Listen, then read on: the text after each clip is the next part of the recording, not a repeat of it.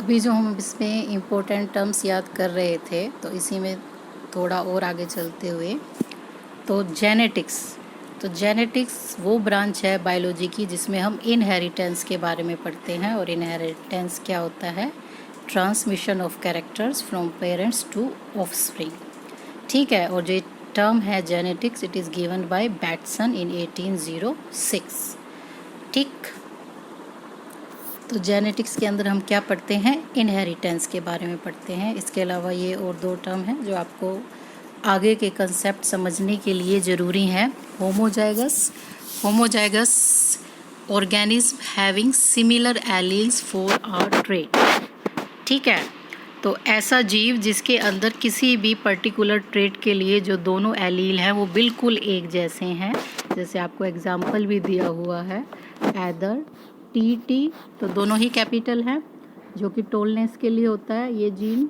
और या फिर स्मॉल टी ये आपका ड्वार्फनेस के लिए होता है। ठीक है। तो अगर दोनों जीन बिल्कुल एक जैसे हों तो हम ऐसे जीव को क्या बोलेंगे? होमोजाइगस। या फिर इस कंडीशन को क्या बोलेंगे? Homozygous condition. नेक्स्ट है आपका हीट्रोजाइगस। हीट्रोजाइगस में क्या होता है कि अगर दोनों एलील अलग अलग हों, जैसे कि एग्जाम्पल में आपको दिखाया है, एक आपका कैपिटल टी है और दूसरा आपका क्या है? Small T. Capital T, small T. अब ये दोनों अलग अलग हो गए। ठीक है। दोनों कैपिटल या फिर दोनों स्मॉल नहीं है, तो ये वाली कंडीशन क्या कहलाएगी? आपकी हीट्रोजाइगस कंडीशन। यानी कि ऐसा जीव आपका हीट्रोजाइगस कहलाएगा, पर्टिकुलर ट्रेट या फिर कैरेक्टर। ठीक।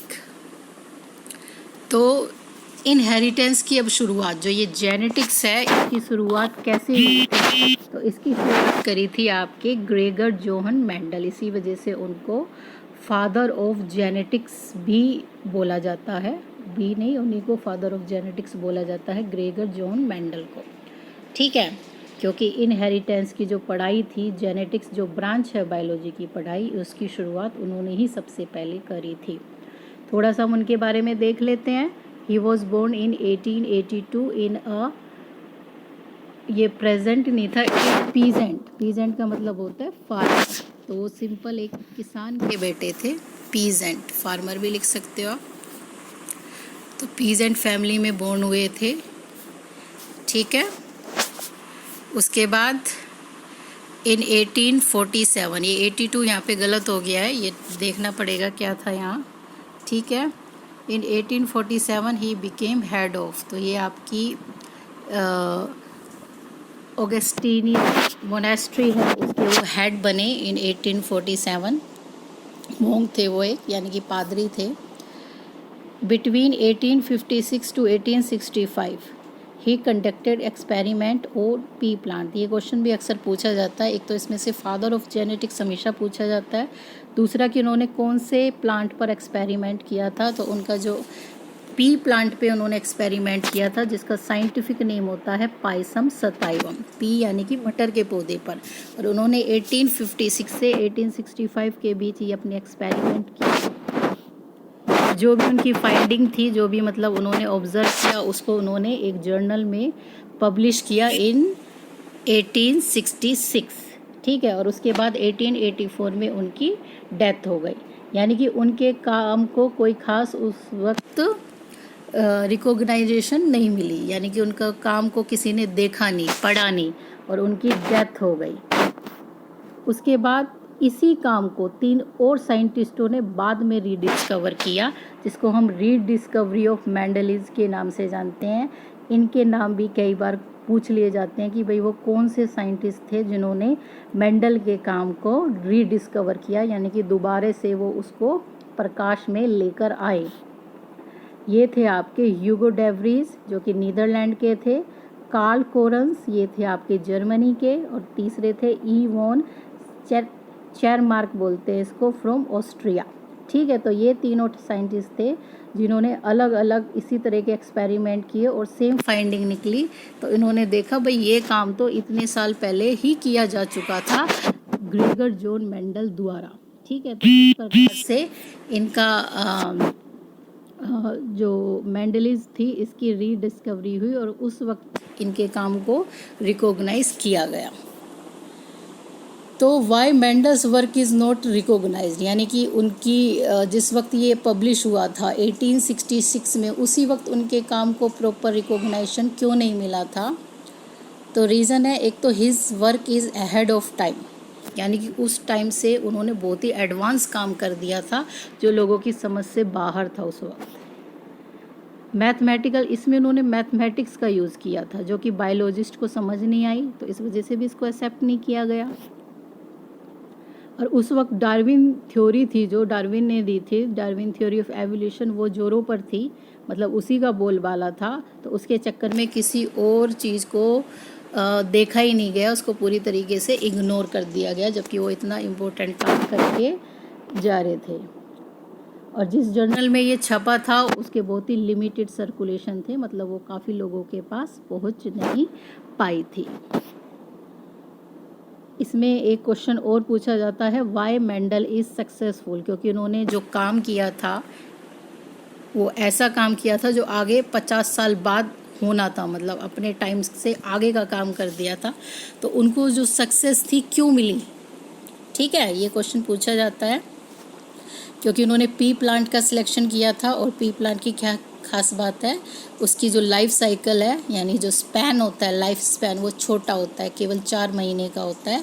4 महीने में फसल तैयार हो जाती है, आप बीज बोते हो और फसल तैयार हो जाती है, तो रिजल्ट्स आपको जल्दी मिलते हैं। ठीक है, तो result is obtain with in 1 year, 1 year में रिजल्ट आ जाता था।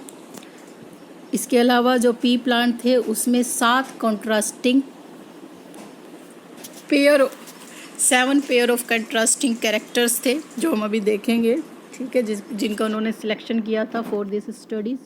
ये क्वेश्चन भी पूछा जाता है कि वे कौन से 7 पेयर ऑफ कंट्रास्टिंग कैरेक्टर थे जो उन्होंने पढ़े थे, और इसको मेंटेन करना, मतलब इसको बीज बोना और मेंटेन करना इजी था as compared to others plants.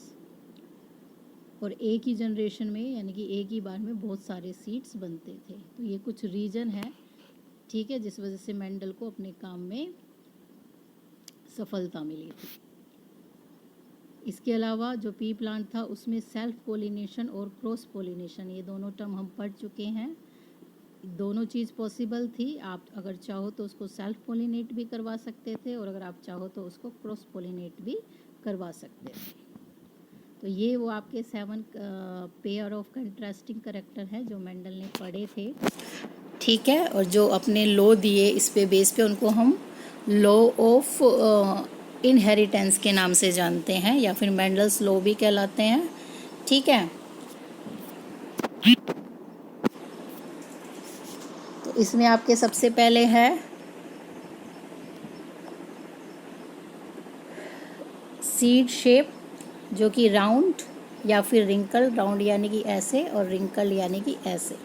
ठीक है, सीड कलर जो कि येलो या फिर ग्रीन था। सीड कोट कलर जो कि ग्रीन या फिर वाइट था। पोड शेप, इन्फ्लेटेड या इन्फ्लेटेड ऐसी होती थी, ये इन्फ्लेटेड है। और कंस्ट्रिक्टेड ये वाली थी कंस्ट्रिक्टेड। ठीक है, पोड कलर। उसके बाद फ्लावर पोजीशन, या तो टिप पे होता था फ्लावर या फिर साइड में होता था, उसको हम बोलते हैं, टिप वाले को बोलते हैं टर्मिनल और साइड वाले को बोलते हैं एक्सियल। ठीक है, स्टेम लेंथ यानी कि वही लंबाई, या तो टोल थे या फिर ड्वार्फ थे। ठीक है, तो उन्होंने ये 7 पेयर ऑफ कैरेक्टर थे जो स्टडी किए थे।